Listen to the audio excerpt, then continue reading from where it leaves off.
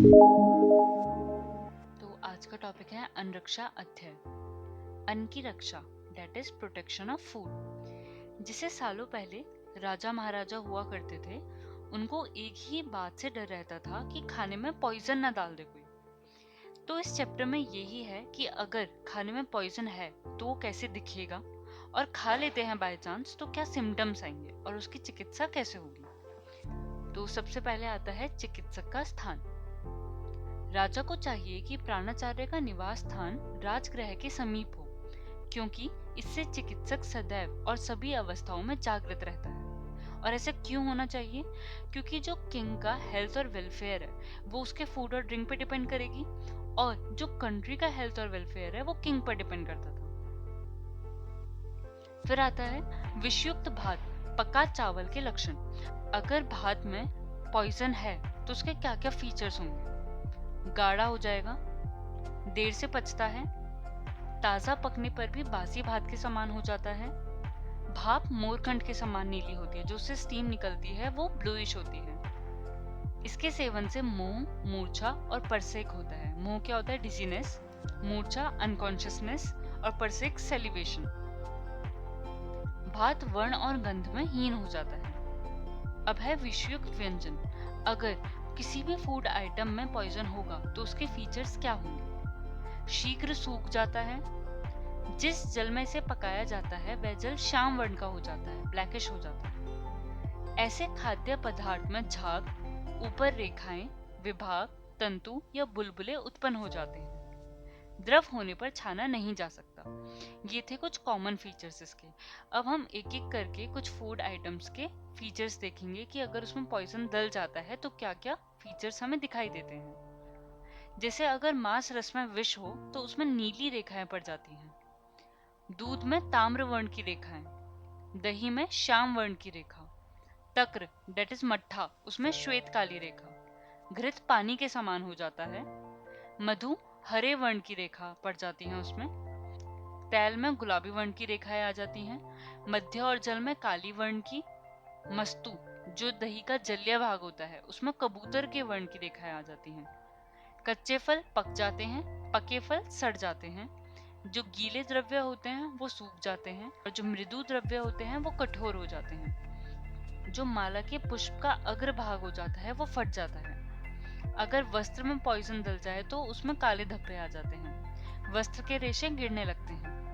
जो मिट्टी होती है अगर उसमें पॉइजन आ जाए तो वो प्रभाहीन होती है वैसे तो, पर वो प्रभा युक्त हो जाती है। तो ये थे कुछ विषयुक्त व्यंजन के लक्षण। अब आता है विषदाता के लक्षण। विष देने वाले व्यक्ति के क्या क्या लक्षण होते हैं? विष देने वाले व्यक्ति का मुख काला हो जाता है, मतलब डिस्कलर्ड हो जाता है, सूखने लगता है, उद्देश्य के बिना इधर उधर दिशाओं में देखता है, श्वेत, कपकपी, डरा हुआ और घबराया हुआ रहता है, स्वेटिंग और ट्रिमर्स दिखते हैं उसमें, चलने में लड़खड़ाता है, slips while talking and walking, जम्भाइया लेता है, यौन करते रहता है फ्रीक्वेंटली बहुत। तो ये हो गए विषदाता के लक्षण। फिर आता है परीक्षा कैसे की जाए विषयुक्त अन्न की। दो प्रकार से विषयुक्त अन्न की परीक्षा बताई गई है। सबसे पहली अग्नि में जलाकर, दूसरी पशु पक्षुओं को खिलाकर। तो सबसे पहली है अग्नि में जलाकर। अब अगर विषयुक्त व्यंजन को अग्नि में जलाया जाए तो उसकी जो फ्लेम होगी वो एक ही आवृत्ति में घूमेगी, चटचटाती है, क्रैकलिंग साउंड आती है, धूप मयूर कंठ समान होती है, जो उससे स्टीम निकलती है वो मयूर कंठ जैसी नीली होती है, ज्वाला होती ही नहीं है। कभी कभी क्या होता है जो फ्लेम होती है वो बिल्कुल आती ही नहीं है, तेज गंध वाली होती है। फिर आता है पशु पक्षियों द्वारा परीक्षा। मक्खी को अगर विषयुक्त अन्न खिलाया जाए तो वह मर जाती है। कौवा क्षीण स्वर वाला हो जाता है, उसकी वॉइस जो होती है एकदम डिप्लीटेड हो जाती है। तोता और मैना जोर से बोलने लगते हैं। हंस लड़खड़ाना शुरू कर देता है। चकोर चकोर गलानी मतलब एग्जॉस्ट हो जाता है। कोयल मृग कबूतर की मृत्यु हो जाती है। बंदर मल त्याग कर देता है। मयूर नृत्य करने लगता है। तो ये हो गई पशु पक्षियों द्वारा परीक्षा। फिर आता है शरीर पर प्रभाव। हमारे बॉडी पर क्या प्रभाव पड़ता है अगर पॉइजन टच हो जाए तो? स्पर्श प्रभाव पड़ेंगे हम, मुखगत प्रभाव पड़ेंगे, आमाशयगत प्रभाव और पक्वाशयगत प्रभाव। सबसे पहला आता है स्पर्श से। अगर पॉइजन हमारी बॉडी पर टच हो गया तो इचिंग होने लगती है जिसे हम बोलते हैं कंडू, दाह बर्निंग सेंसेशन आने लगती है, सुप्ति या फिर कभी कभार बिल्कुल लॉस हो जाता है सेंसेशन का, नखरों का गिरना, ज्वर डेट इज फीवर और स्वेलिंग, ये सब सिम्टम्स दिखाई देने लग जाते हैं। अब अगर विष हमारे मुख में हो तो बहुत ज्यादा सेलिब्रेशन होने लग जाती है जिसे हम बोलते हैं लाल स्राव, जीवा ओष्ठ की जड़ता, दंत हर्ष डेट इज सेंसेशन होना दांतों में, दाह बर्निंग बर्निंग सेंसेशन, रस की अप्रतीति और हनुस्तम स्टिफनेस हो जाती है जौ में। अमाशय में जब पॉइजन पहुंचता है तो हमें उल्टी होती है, वमन, आधमान, मूर्छा, अनकॉन्शियसनेस, हृदय रोग उत्पन्न होते हैं और शरीर में जल बिंदु समान छाले होने लगते हैं। फिर पक्वाशयगत रोग अगर इंटेस्टाइन तक पहुंच जाए तो अनेक रंगों का वमन होता है, अनेक रंगों की उल्टी, बार बार मूत्र त्याग करने की इच्छा होना, अतिसार होना, डायरिया और पांडु एनीमिया। तो ये हो गया शरीर पर प्रभाव पॉइजन का। अब आता है इसकी चिकित्सा कैसे करी जाए। अगर विष हमारी बॉडी के अंदर आ जाता है तो उसको बाहर कैसे निकाला जाए। सामान्य उपकरण, सामान्य चिकित्सा क्या है इसकी। सबसे पहला स्टेप होता है वमन विरेचन से शोधन करना। वॉमिटिंग और परगेशन थेरेपी कंडक्ट कराई जाती है जिससे जो पॉइजन है हमारे गट में वो बाहर निकाला जा सके। फिर हम करते हैं हार्ट को क्लीन और डिटॉक्सिफाई। वो कैसे होता है, ताम्र भस्म और मधु को एडमिनिस्ट्रेट कराया जाता है पेशेंट के अंदर। आफ्टर डेट स्वर्ण भस्म होता है, वो एडमिनिस्ट्रेट कराया जाता है काफी लंबे टाइम तक के लिए, जिससे हमारे पूरे बॉडी से पॉइजन बाहर निकल जाए और हमारी पूरी बॉडी डिटॉक्सिफाई हो जाए। फिर आता है विशिष्ट उपकरण, पर्टिकुलर चिकित्सा कैसे की जाए। जैसे अगर विष से हमारी त्वचा में नुकसान होता है तो उसमें चंदन, तालिश आदि से लेप लगाना चाहिए, अभ्यंग करना चाहिए। मुखगत विष के लिए उपरोक्त औषधों से गंडोश करना चाहिए। अमाशयगत विष में वमन करवाते हैं, पक्वाशयगत विष में विरेचन कराते हैं। स्वर्ण, शिरीष, बाकुची, हल्दी, हींग पुत्री ये कुछ विषनाशक द्रव्य हैं जिनका हम यूज करते हैं चिकित्सा के लिए, जिनमें से शिरीष सबसे ज्यादा श्रेष्ठ विषनाशक द्रव्य माना जाता है। फिर आता है विरुद्ध आहार। विरुद्ध आहार क्या होता है, दो ऐसी इनकम्पैटिबल चीजें एक साथ खा लेना जिससे हमारी बॉडी को नुकसान हो सकता है। There are instances in which eating 2 or more types of foods together or having certain kinds of processing can make the food poisonous. अगर वो दो चीजें हमने साथ में खा ली तो हमारा फूड पॉइजनस हो जाता है और वो एक आर्टिफिशियल पॉइजन की तरह भी काम करता है। तो हम इसमें यही पढ़ेंगे किस किस खाद्य पदार्थ का साथ में उपयोग नहीं करना चाहिए। विरुद्ध आहार विष के समान साध्य या गर विष के समान कालांतर में मृत्युकारक होता है। तो इसमें ये कहा गया है कि कुछ जो विष होता है, कुछ विरुद्धाहार ऐसा विष बन जाता है कि उससे हमारी तुरंत डेथ भी हो सकती है और कुछ ऐसा हो जाता है कि जो कालांतर में जैसे कुछ हफ्तों बाद जिसका असर दिखाई देने लग जाता है। अब है कुछ द्रव्य गुण, संस्कार, संयोग, देश, काल, मात्रा या स्वभाव विरुद्ध होने के कारण शरीर की धातुओं के विरुद्ध होकर हानिकारक हो जाते हैं। मतलब उनका कुछ प्रकृति अलग हो गई हमारी बॉडी से, उसका देश अलग हो गया, काल, मात्रा ये सब विरुद्ध हो गए तो वो हमारी बॉडी की धातुओं के लिए, टिश्यूज के लिए बहुत ज्यादा हानिकारक हो जाता है। विरुद्ध अन्न का शरीर पर प्रभाव। जो कोई वस्तु शरीर में दोषों को उत्क्लेशित कर देती है मगर शोधन कर्म के समान शरीर से बाहर नहीं निकलती, वह विरुद्ध कहलाती है। अगर हम विरुद्ध अन्न का उपयोग कर लें तो हमारी बॉडी के दोष बहुत ज्यादा बढ़ जाते हैं। और जैसे शोधन कर्म में क्या होता है कि हमारी बॉडी के दोष बढ़ाए जाते हैं, फिर वमन और विरेचन के थ्रू वो निकाले जाते हैं। तो विरुद्ध अन्न में क्या होता है कि वो बस दोष बढ़ रहे हैं हमारी बॉडी में, बाहर नहीं निकल पा रहे हैं। तो ये काम विरुद्ध अन्न से होता है जो कि बहुत ज्यादा हानिकारक होता है। कुछ मुख्य उदाहरण दे रखे हैं विरुद्ध आहार के, जैसे चिलमिल मछली दूध के साथ नहीं खानी चाहिए। वैसे तो हर एक टाइप की मछली नहीं खानी चाहिए, पर चिलमिल मछली तो खानी ही नहीं चाहिए। दूध के साथ अम्ल द्रव्य का प्रयोग नहीं करना चाहिए। मधु, घृत, तेल, वसा, जल इनमें से 2-2, 3-3 या सभी एक साथ नहीं लेना चाहिए। जो अनूप मांस को उड़द, मधु, शीर, मूली या गुड़ के साथ नहीं खाना चाहिए। दूध के साथ सभी फल विरुद्ध आहार कहलाते हैं।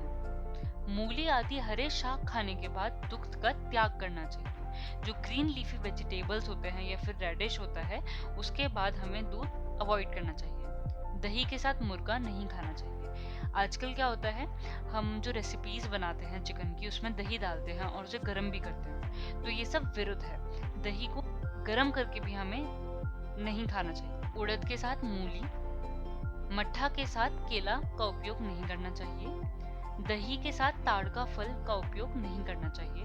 मधु के साथ मद्य, हनी के साथ अल्कोहल का उपयोग बिल्कुल नहीं करना चाहिए। मधु घी सम मात्रा में, अगर अगर शहद और घी सम मात्रा में हम उसका उपयोग कर लें तो वो बहुत ही ज्यादा हानिकारक हो जाता है। बेसिकली हनी और घी को अनइक्वल प्रोपोर्शंस में भी हमें यूज नहीं करना चाहिए, पर सम मात्रा में वो बहुत ज्यादा विषकारक हो जाता है। चिकित्सा दो प्रकार की बताई गई है, एक होता है शमन और एक होता है शोधन। शमन में क्या करते हैं, यह दोषों का ना तो उत्क्लेश करती है और ना बाहर निकालती है, ये अंदर ही अंदर दबा देती है दोषों को। शोधन में क्या होता है, यह दोषों को उत्क्लेशित कर बाहर निकाल देती है। पहले दोषों को बढ़ाएगी और उसके बाद हमारी बॉडी से वमन और विरेचन के थ्रू बाहर निकाल देगी। अब विरुद्ध भोजन के योग्य शरीर। अब कौन सा शरीर ऐसा होता है जो विरुद्ध भोजन कर सकता है? जो डेली व्यायाम करते हो उन लोगों के लिए विरुद्ध भोजन पच जाता है। तीव्र जठराग्नि हो जिसकी, बलवान हो, तो इनके लिए विरुद्ध आहार नुकसान नहीं देता। अब आता है अपथ्य त्याग विधि। अपथ्य त्याग विधि क्या होता है कि जो विरुद्ध आहार हम डेली यूज करते हैं उसको धीरे धीरे करके कैसे छोड़ना है। जो भी विरुद्ध चीज हम उपयोग कर रहे हैं उसको कैसे हम धीरे धीरे करके कम करें और पथ्य आहार का उपयोग करें। अभ्यास से साथ में हुए अपथ्य को चतुर्थांश षोडशांश से छोड़ें। इसी अंश से पथ्य को ग्रहण करना चाहिए। आचार्य कहते हैं कि धीरे धीरे अपथ्य को छोड़ते हुए धीरे धीरे ही पथ्य का सेवन करें। जैसे पहले दिन हमने एक अपथ्य छोड़ा और एक भाग पथ्य इस्तेमाल किया, फिर दूसरे तीसरे दिन हमने एक और अपथ्य छोड़ा और एक और पथ्य लाए, तो 2 भाग पथ्य और 2 भाग अपथ्य के। फिर चौथे, पांचवे, छठे दिन हमने एक और अपथ्य भाग छोड़ा और एक और पथ्य भाग लाए, तो 3 भाग पथ्य के हो गए और 1 भाग अपथ्य का। फिर 7वें दिन हमने पूर्ण पथ्य उपयोग करना शुरू कर दिया और अपथ्य आहार विहार छोड़ दिया। तो ये है अपथ्य त्याग विधि। अब हमें धीरे धीरे करके क्यों छोड़ना चाहिए? अगर हम एकदम से कोई चीज जो हमारे लिए अच्छी नहीं है वो छोड़ देंगे तो हमें विड्रॉल सिम्टम्स होने लग जाते हैं, बहुत सारे और बीमारियां अलग अलग आने लगती हैं। इसलिए हमें विरुद्ध आहार हो या विहार हो उसे धीरे धीरे करके ही खत्म करना चाहिए। अब 3 उपस्तंभ बताए गए हैं, 3 मेन पिलर्स बताए गए हैं हमारी लाइफ के लिए, आहार, निद्रा और ब्रह्मचर्य। इनका नित्य युक्ति पूर्वक सेवन करने से शरीर का उसी प्रकार धारण होता है जैसे स्तंभों से मकान धारण होता है। मतलब अगर आहार, निद्रा, ब्रह्मचर्य इनका हम अच्छे से सेवन करते हैं, युक्ति पूर्वक सेवन करते हैं, तो हमारा शरीर का बहुत अच्छी तरीके से धारण होता है। अब इसमें एग्जाम्पल क्या दिया गया है, जैसे पिलर्स मकान का धारण करते हैं उसी प्रकार। अब जैसे मकान में 2 प्रकार के खंभे होते हैं, एक होता है प्रधान और एक सहायक। ऐसे ही हमारे शरीर में भी 2 प्रकार के पिलर्स होते हैं, एक प्रधान और एक सहायक। प्रधान कौन सा है? वात, पित्त, कफ। और सहायक कौन सा है? आहार, निद्रा और ब्रह्मचर्य, जो है 3 उपस्तंभ जो हम पढ़ेंगे एक एक करके। सबसे पहले आता है आहार। 3 उपस्तंभों में आहार का ही सर्वप्रथम वर्णन किया गया है, क्योंकि आहार से ही प्रथम धातु, रस और वातादि दोषों की उत्पत्ति होती है। अब फूड हमारी लाइफ में सबसे ज्यादा इंपॉर्टेंट तो है ही। आहार के अभाव से शरीर का अस्तित्व नहीं रह सकता है। प्राणधारियों का प्राण अन्न है। फिर दूसरा उपस्तंभ आता है निद्रा। 3 उपस्तंभों में निद्रा का दूसरा स्थान है। कार्य करने के उपरांत शारीरिक और मानसिक यंत्रों का विश्राम देने के लिए निद्रा अत्यंत आवश्यक है। बिना समय की निद्रा, अति निद्रा और निद्रा का सेवन नहीं करने से ये सुख और आयु को नष्ट करते हैं। तो नहीं क्वांटिटी में हमें निद्रा लेनी चाहिए, ना ज्यादा ना कम, और सही टाइम पे भी। बिना समय की निद्रा से डिजीज होती है, अति निद्रा से डिजीज होती है, और निद्रा का सेवन सही टाइम पे ना करने से भी काफी बीमारियां होती हैं। रात्रि जागरण और दिव्य स्वप्न। अगर हम रात को उठते हैं तो उससे हमारी रूक्षता बढ़ती है, दिन में सोने से स्निग्धता बढ़ती है और बैठकर सोने से न ही रूक्षता और न ही स्निग्धता, सम अवस्था में रहता है सब। Basically meditation pose. ग्रीष्म ऋतु में दिव्य स्वप्न। समर टाइम में हमें दिन में सोना चाहिए। क्यों? क्योंकि ग्रीष्म ऋतु में वात का संचय होता है और आदान काल भी चल रहा होता है, तो रूक्षता और रात्रि के छोटे होने के कारण दिन में सोना हितकारक होता है। अन्य ऋतुओं में दिन में सोने से कफ और पित्त की वृद्धि होती है। अकाल में निद्रा बिना समय में सोने से क्या क्या होता है? मोह होता है, डिजीनेस होती है, फीवर होता है, पीनस होता है, सिर में पीड़ा होती है, सॉफ्ट स्वेलिंग, हल्लास, श्रोतसों में अवरोध और अग्निमंद के लक्षण दिखाई देते हैं। इसकी चिकित्सा क्या है? इस अवस्था में उपवास करना चाहिए, वमन करना चाहिए, श्वेत और नस्य चिकित्सा का प्रयोग करना चाहिए। निद्रा नाश के परिणाम। निद्रा नाश होने पर अंगमण, सिर में भारीपन, जम्भाई आना, गलानी, अपक्ति, तंद्रा और वातज रोग होते हैं। अगर इंसोम्निया की दिक्कत है तो हमारे पूरी बॉडी में पेन रहता है, हेडेक रहता है, यौन करते रहते हैं हम पूरे टाइम, हमारा आहार अच्छे से नहीं पचता है, वातज रोग होते हैं बहुत सारे। अनिद्रा के लिए हितकारक द्रव्य। अगर हमें इंसोम्निया की दिक्कत है तो हमें मद्य का सेवन करना चाहिए, मांस रस का करना चाहिए, दही का सेवन करना चाहिए, अभ्यंग करना चाहिए, स्नान करना चाहिए, सिर, कान और नेत्र का तर्पण करना चाहिए। फिर आता है ब्रह्मचर्य। तीसरा उपस्तंभ क्या है? ब्रह्मचर्य। उपस्तंभ में ब्रह्मचर्य से तात्पर्य है शुक्र की रक्षा करना। अब इसमें टाइम बताया गया है, जिसे शीतकाल में इच्छा अनुसार, बसंत और शरद ऋतु में 3 दिन छोड़कर, वर्षा और ग्रीष्म में 15 दिन के अंतर। तो ये हो गए हमारे 3 उपस्तंभ और इसी के साथ हमारा ये वाला चैप्टर होता है खत्म। Thank you.